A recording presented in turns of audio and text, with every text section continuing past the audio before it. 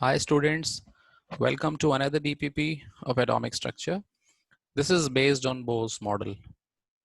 So you read 4 questions, you attempt them, and then we'll see hints and then finally full solutions. Question 1 says, what is the kinetic energy of electron in the first excited state of an H atom? You see, the hint is this: if this is the nucleus, this is the ground state. But question is not asking about this. It is asking about the kinetic energy of electron in the first excited state. The first excited state means the second state. And one more thing as a hint, that kinetic energy cannot be a negative quantity. The option B is completely eliminated. Now let's see this. We know from Bohr's model, the total energy of electron is given by this expression, minus 13.6 into 1 square upon n square, since Z is 1 for electron in H. And we also know from that Coulomb's law that kinetic energy is just the negative opposite of the total energy.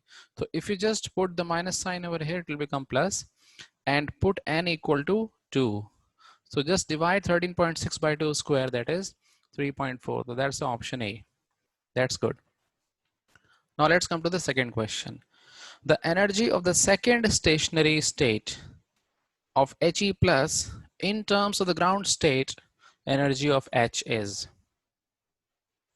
See, in this question, the question is asking this: second stationary state, that means second state of helium plus, and it is also saying in terms of the ground state energy of H, that means it has to be divided by the ground state energy of H. So answer will be just a ratio.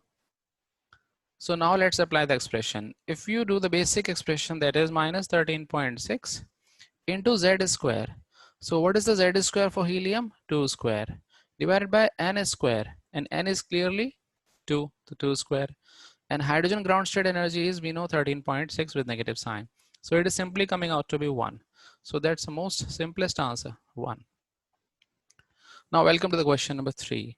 If the electron is taken from an inner orbit to an outer orbit, that's called excitation, then what will happen to its kinetic energy and potential energy respectively? See, we should imagine the behavior of electron in the atom like this. We know that as electron is taken out, then what will happen to its speed? Its speed decreases. Why? Because as you move out, it experiences less force. So that clearly means kinetic energy decreases because it slows down. Eventually at infinity, it will stop. And one important thing you should also connect here, nucleus is a positive charge thing and electron is a negative charge. So if you separate two opposite charges, then the potential energy will definitely increase. Students should not confuse themselves with negative sign and something. If you want the expression, then you can have potential energy is a negative quantity and its magnitude will go down.